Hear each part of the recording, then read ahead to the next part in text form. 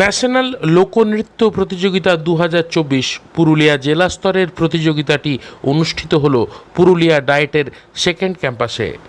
4টি মহকুমার মোট 8টি স্কুল অংশগ্রহণ করেছিল এই প্রতিযোগিতায় বিভিন্ন লোকনৃত্যের মাধ্যমে। প্রথম স্থান অধিকার করে বাড়ি শশীভূষণ হাই স্কুল, দ্বিতীয় স্থান দখল করে নপাড়া হাই স্কুল ও তৃতীয় স্থান অধিকার করে জয়পুর গার্লস হাই স্কুল। প্রথম স্থান অধিকারী দল রাজ্য স্তরের লোকনৃত্য প্রতিযোগিতায় অংশগ্রহণ করবে বলে জানা গিয়েছে।